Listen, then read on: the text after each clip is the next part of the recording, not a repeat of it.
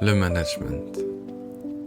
Ce mot qui nous évoque des réunions interminables, des fichiers Excel truffés de chiffres ou des sessions de brainstorming parfois très utiles. Mais saviez-vous que ce concept est bien plus ancien qu'il n'y paraît ?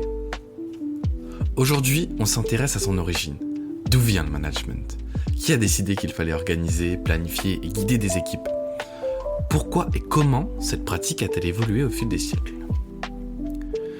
Préparez-vous à plonger dans son histoire, entre pyramides, révolution industrielle et intelligence artificielle. Mais d'où ça vient, le management ?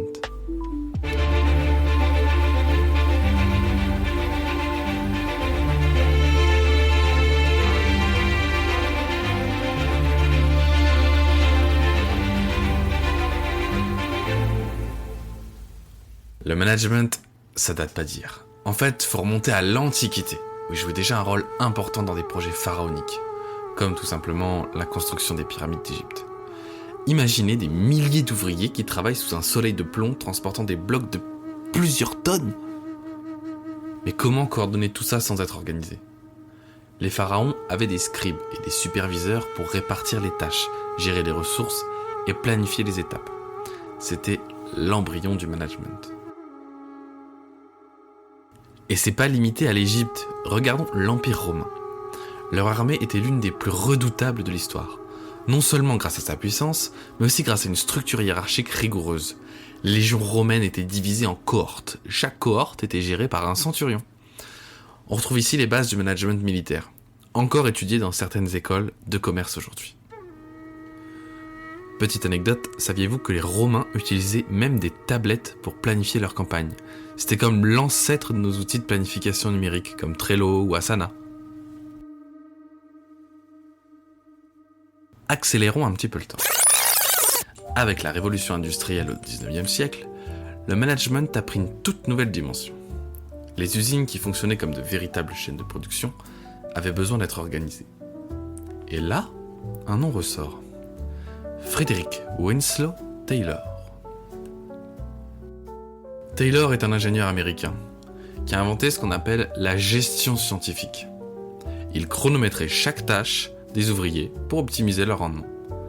Par exemple, il a calculé combien de pelletées de charbon un ouvrier pouvait déplacer en une journée sans s'épuiser. Grâce à ces méthodes, la productivité des usines a explosé. Mais cela a eu un coût.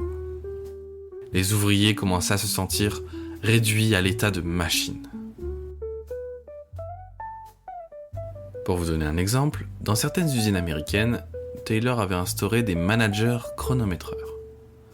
Imaginez, aujourd'hui, dans votre travail, quelqu'un avec un chronomètre dans la poche qui observe vos moindres faits et gestes. Vous vous sentiriez sous pression. Et bien, c'était exactement leur objectif.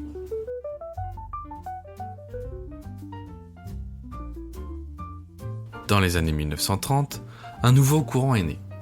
Elton Mayo, un psychologue australien, a découvert que les ouvriers étaient plus productifs lorsqu'ils se sentaient écoutés et valorisés.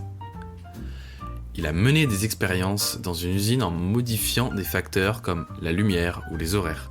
Et surprise, ce n'étaient pas ces changements qui boostaient la productivité, mais le simple fait que les ouvriers se sentaient considérés. C'est ainsi qu'est née l'approche centrée sur l'humain, qui repose sur la compréhension des besoins des employés. On a commencé à parler de motivation, de leadership et plus tard de soft skills. Ces fameuses compétences relationnelles qui font aujourd'hui la différence dans le management.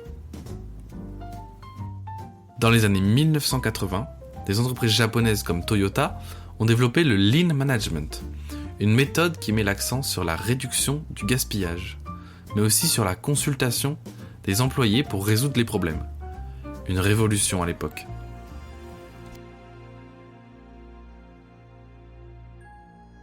Le management continue d'évoluer. Aujourd'hui, on parle de bien-être au travail, de flexibilité et de télétravail. Avec l'émergence de nouvelles technologies comme l'intelligence artificielle, les managers doivent jongler entre outils numériques et relations humaines. Mais attention, malgré les avancées technologiques, l'humain reste au cœur du management. Vous saviez que certaines entreprises utilisent déjà des algorithmes pour analyser les performances et suggérer des promotions ? On appelle cela le People's Analytics.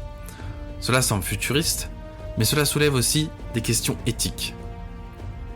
Et demain, peut-être aurons-nous des IA qui géreront les équipes à notre place, mais pour beaucoup, rien ne remplacera jamais un manager qui sait écouter, comprendre et inspirer.